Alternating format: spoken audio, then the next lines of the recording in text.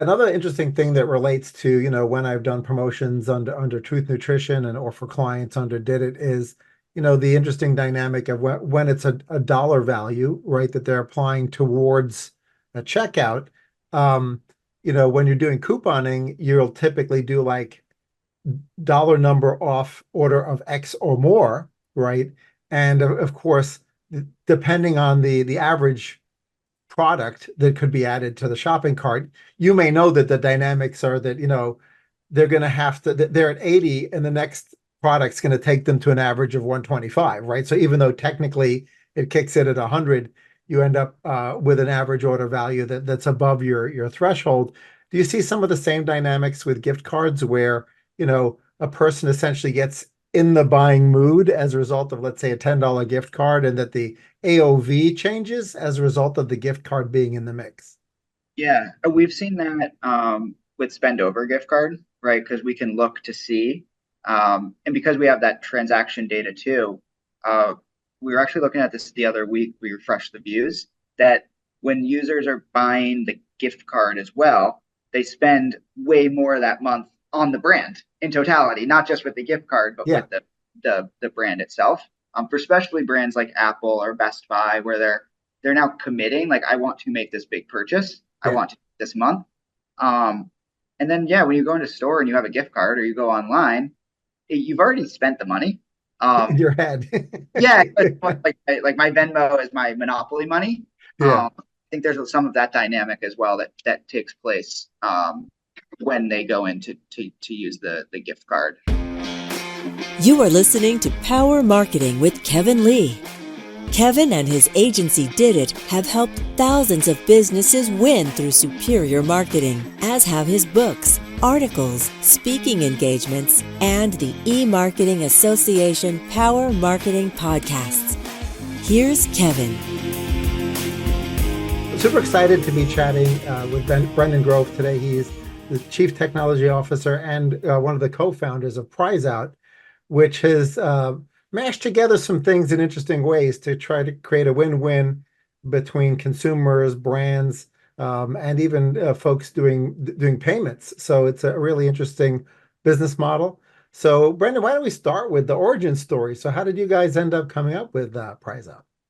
Yeah, the brainchild was our CEO, David. So he was working, or he started a company called Fleetwit, which did trivia, so paid trivia, me versus you. I think I know more about digital advertising than you know.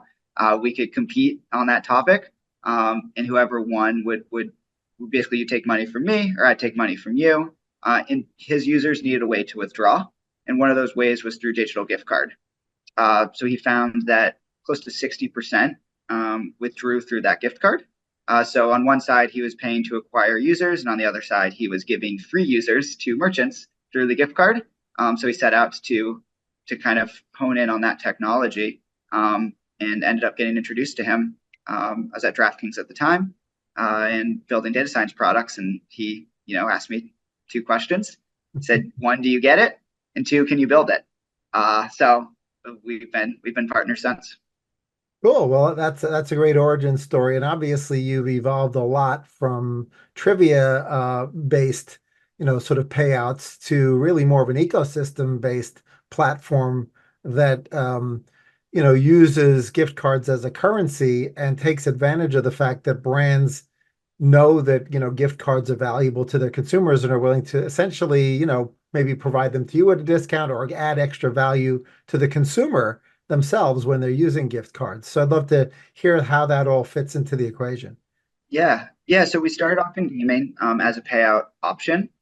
So if you won $100 sports betting or social casino, right, sweepstakes, you want to withdraw in the form of a digital gift card, you get that added value where the merchant's able to effectively say what they're willing to pay for that user. We share some with the user, share some with our partners, keep some for ourselves. Where we found ourselves after expanding, went through, I think, 10 or 11 different industries, because there's government payouts, there's earned wage access, there's a lot of different possible worlds that you can live in this payout space. Where we found our latest home is actually credit unions. And Interesting. for that is they were looking for a product to help give debit card rewards. So, especially with Durbin, some of the bigger credit unions no longer have interchange to play with in terms of how do they give back rewards to predominantly debit card spenders. And they saw our product as a great fit. One, because of the offers we have. Two, because with gift card, you have a lot of the big brands already. And three, it's cash-like, right? They want to essentially say, I'm going to spend $73 at Walmart this week.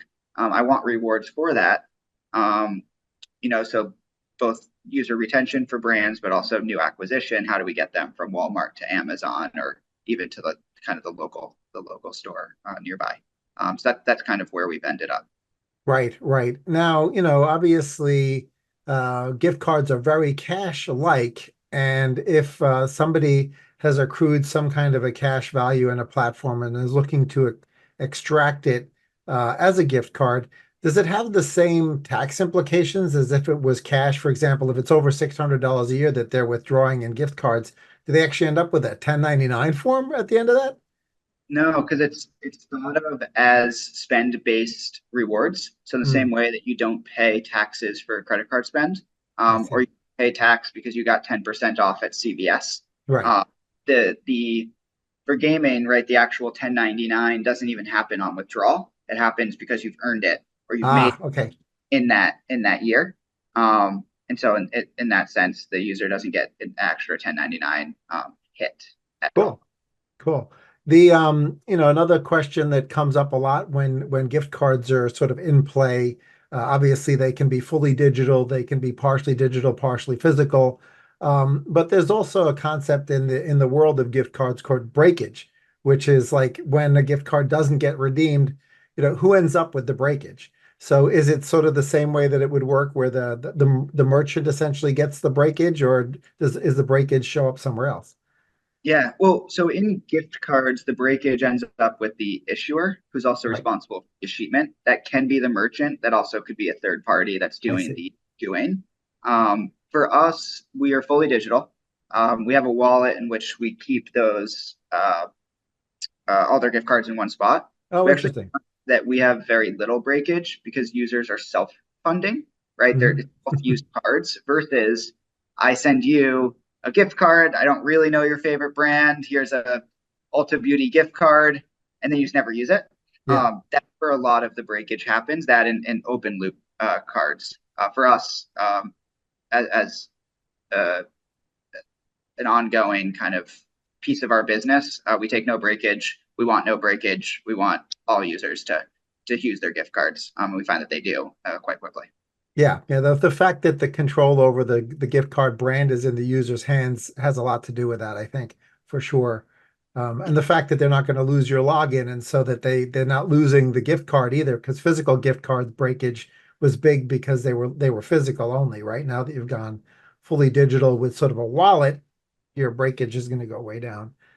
Yeah, and it's especially if you think of a credit union member, it's where they keep the rest of their money, right? So you have your checking account, your savings, your loans, and your gift cards. Like you know where to go, you know where they are. It's like what email was it? Was it my junk email? Was it my real email? Yeah. Did they take it to me? There's a home for it, and we found that that's a valuable kind of their value add for the members. For sure. Now on the gift card side, when it comes to acquisition, obviously if a person is selecting their brand from the perspective of from a list of potential gift cards, they're probably selecting one where they're not a new to file customer, but at the same time it will increase share of spend and share of wallet with that merchant, right? Because now that merchant knows that they're going to be either a store visit or a digital visit as a result of that money having sort of made its way into the account. So how do the merchants think about it? Do they think about it as sort of just a way to capture share of wallet and stimulate new spend? I think it's a little of both. So I think that what a lot of our merchants do, at least the ones that are actively engaging, is they have 2 or 3 different cohorts. So they might have 50 campaigns, right? But they're really focused on these are new to file. And with credit unions, we actually have that transaction data to know, are they? new to file, and they might be willing to offer something different to those members versus those that have engaged before, or those that have engaged and lapsed, or even those that engaged with other competitive brands, right, or competitive ecosystem in terms of their hardware users.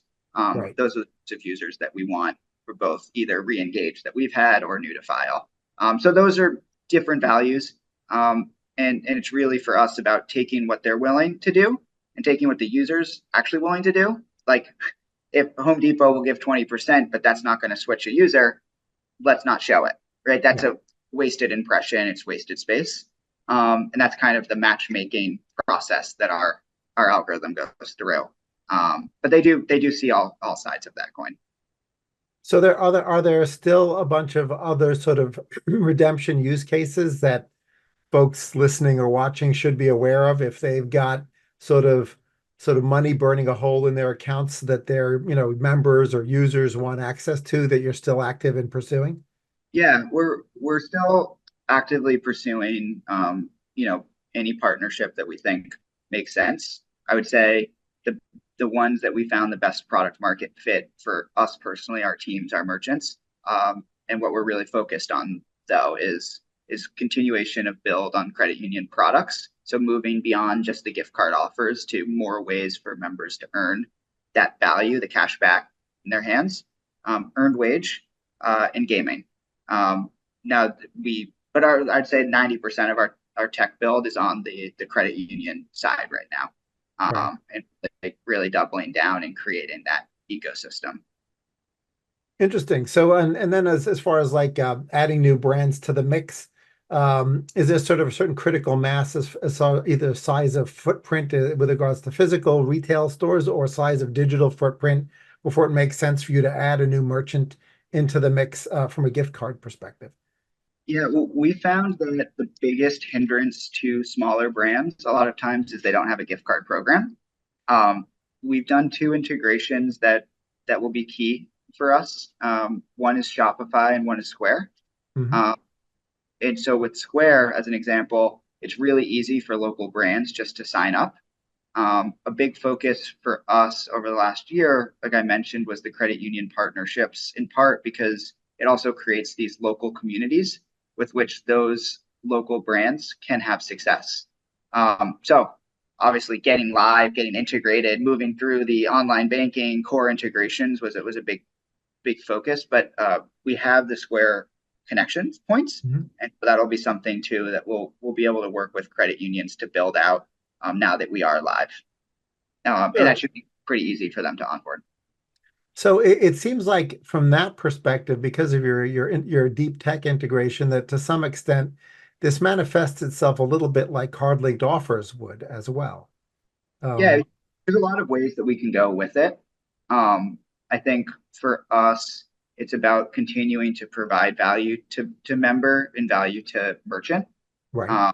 I think that there's probably pieces of CardLink that have done that well and successfully. And there's probably parts that maybe have gotten away from that core mission. Right. Those are explorations that we're actually doing right now, but Interesting. We don't have a thesis on it yet. Yeah. You know, people find value in the gift card offers, and we do know there's a lot of value in kind of the next products that are being rolled out. Right. Add more cash back, but we'll see where we end up. Sure. From the perspective of the merchant, if they're going to be working with you, do you find that it's helpful for them to add some kind of a bonus when that gift card money is used, either some additional sort of monopoly money style money that it gets them more than the $10 or the $100 or the $50 of the face value when they redeem? Yeah, we find that a little bit can go a long way, but that consumers are driven to experiment. I know you mentioned a few minutes ago, are users actually trying new brands?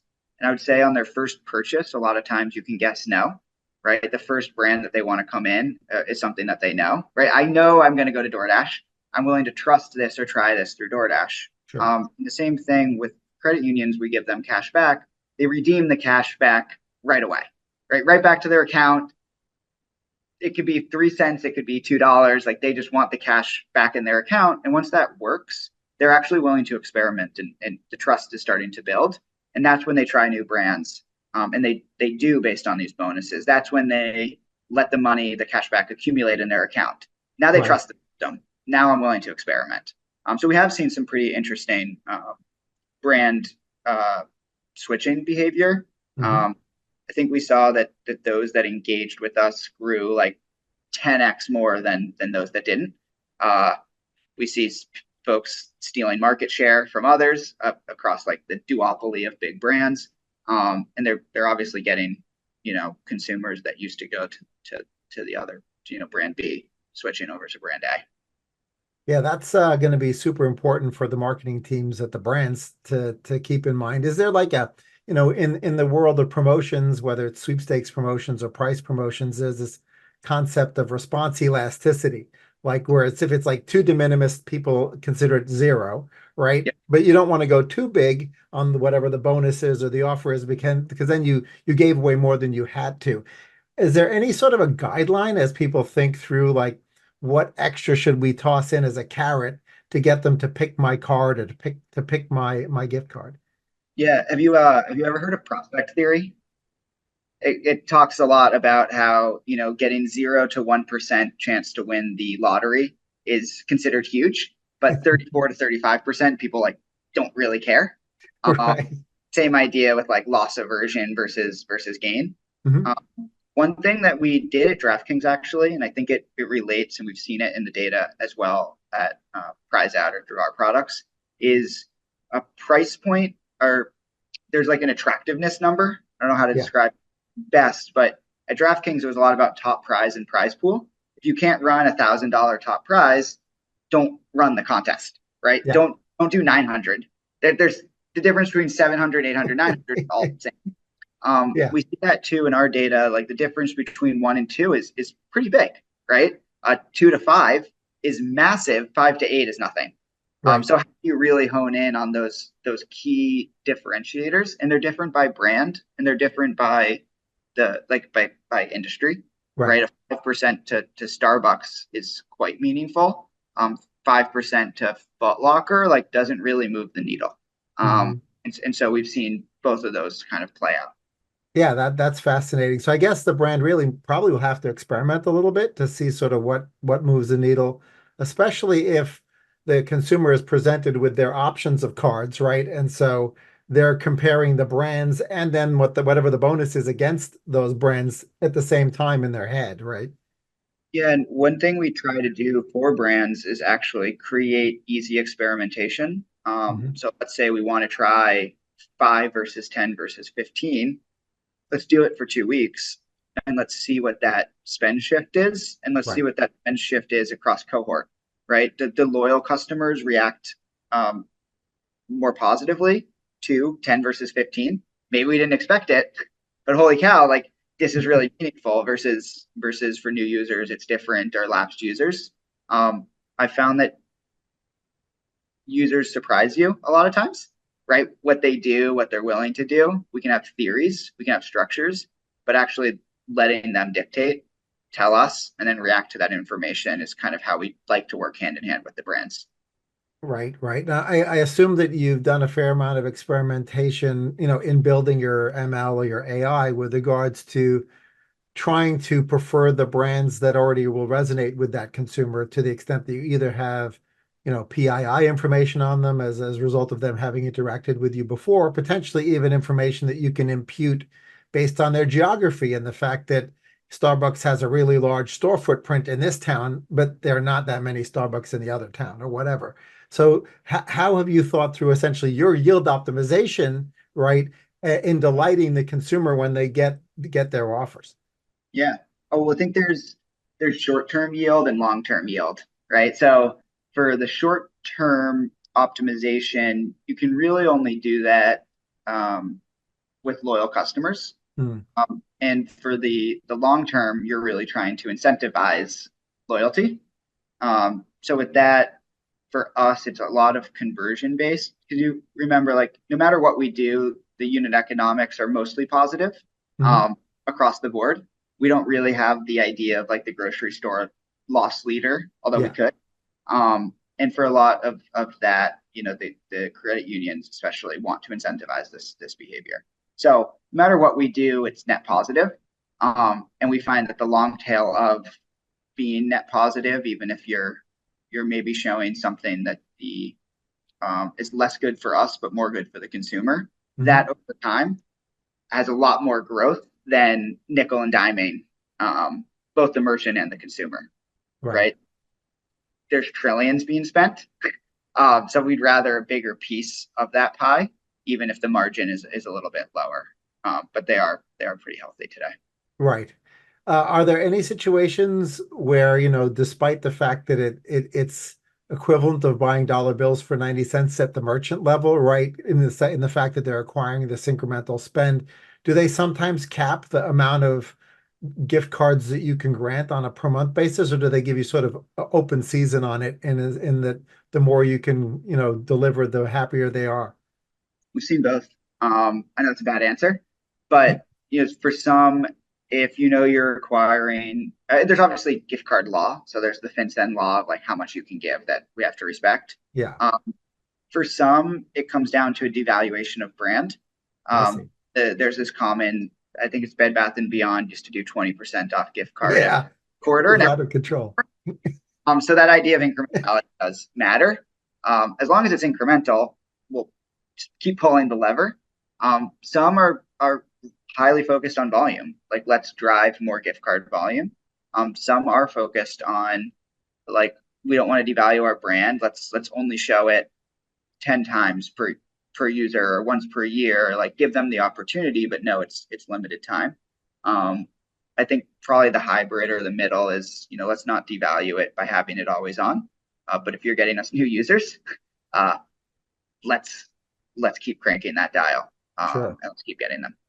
Are there any industry sectors that sort of surprised you in sort of how often that industry is picked, or perhaps specific brands where you were pleasantly surprised at how engaged the consumers were in that? Yeah. I think there's kind of two things that are fun to look at. One is how does our Prizeout spend relate to the actual consumer spend profile? Like we know where they are spending. Does it match? Interesting. And we found that for some it doesn't. Two big ones are actually like movie theaters and entertainment, where it's a little bit you could go one or you could go the other. And that's been both with the movie theater itself, but also the imagery that's used. That's probably one of the industries in which what you show the member matters more. Are you showing them a movie that you're like, oh, I did want to see that, I should buy? And we actually found that different popularity of movie or different type changed spend. So like I think it was Minions had a way higher gift card purchase because it was probably more family than like what was the one that was something darling? Was it Little Darlings? I don't know. Yeah, anyway, it was more of like a rom-com, and that was lower spend actually. It was more of like a two-person kind of idea. Right. Other one is travel. It should be obvious, I guess. When you're looking at big ticket, you're willing to spend a little bit more time. But travel, cruise, flight has been pretty interesting since we've launched with credit unions in particular. That I didn't expect. Hindsight probably should have. But like I said, let the users tell you, react accordingly. So yeah. Yeah, another interesting thing that relates to, when I've done promotions under Truth Nutrition or for clients under Did It is, the interesting dynamic of when it's a dollar value, right, that they're applying towards a checkout. When you're doing couponing, you'll typically do like dollar number off order of X or more, right? And of course, depending on the average product that could be added to the shopping cart, you may know that the dynamics are that, they're going to have to, they're at 80 and the next product's going to take them to an average of 125, right? So even though technically it kicks in at 100, you end up with an average order value that's above your threshold. Do you see some of the same dynamics with gift cards where, a person essentially gets in the buying mood as a result of, let's say, a $10 gift card, and that the AOV changes as a result of the gift card being in the mix. Yeah, we've seen that with spend over gift card, right? Because we can look to see, and because we have that transaction data too, we were actually looking at this the other week. We refreshed the views that when users are buying the gift card as well, they spend way more that month on the brand in totality, not just with the gift card, but Yeah. with the brand itself.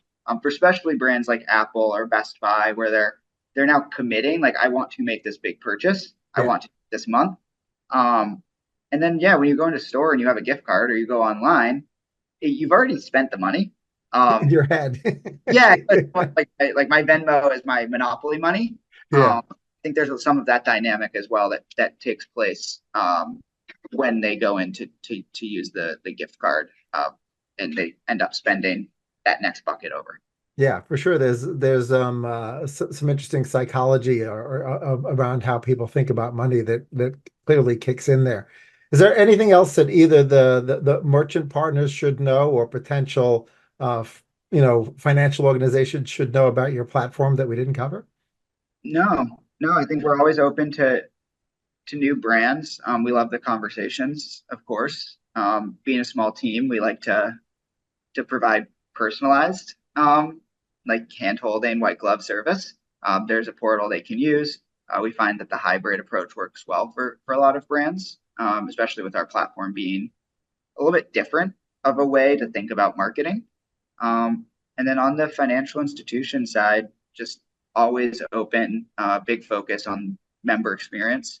I think someone asked me the other day, I don't know how familiar you are with credit unions, but what the Somewhat. Yeah, we've had some as clients under did it for sure. okay. Yeah, they asked like what's the difference between community bank and credit union? Um, and I think, credit unions being nonprofits mean that they do focus very heavily on that member experience. Yeah. Part of our platform is not just gift card now and merchant, but how do we, there's all of this money that's being given back to them through various means. It's Yeah. how to create a singular balance that really highlights the value you're getting for being a credit union member. And how do we make that more prominent and more understood? So that's where, you mentioned card, like you mentioned all these other ways that the user or the member should engage with their credit union through their shopping, through their top of wallet, through their card, through their loans, and Yeah. how to bring all of that together to kind of show them this one balance, this balance going up. And so that's the other side of the house that we are really excited about. For sure. And you may not have data on it, but it occurs to me that having this integrated into a credit union's package of sort of financial services potentially adds stickiness to the account, right? Is because a person gets used to this, right? And enjoys it, and it delights them. And, when they get that direct mail piece from Megabank saying, $600 bonus if you open up your checking account, I think they're probably more likely to ignore that, because they're like, no, I got all this other stuff that's part of my credit union that I want. And one of the important parts is the Prizeout. Yeah, exactly. And we've started to see some of that. One credit union CEO 2 years ago, when we started this journey, said that sometimes they can be a paycheck motel. And they're ready to fight that. They want to fight that. That's part of the journey that's been really fun. Is they want to move fast. They know what they want to do. Given the fragmentation of the industry itself, it lends itself to fragmentation of technology. So being able to sit there and have these founding credit unions that invested in us, that are partnering with us, that are spreading the good word in the industry. How do we kind of consolidate that and give them something that's theirs, something that they know they've contributed to, that works for their members, right? You don't want to try to make a credit card rewards program that's a second-rate version of Chase's, right? Like, one, your members don't want it; they don't need the travel card, and two, you're not going to outcompete them for that. Let's make something that works for your members, and that's what's been fun about the gift card start. I think that's what we'll continue to be able to build.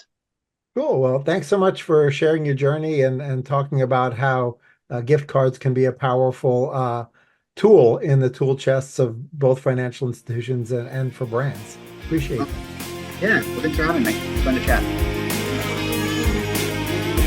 Kevin Lee's Power Marketing is available on all your favorite podcast networks.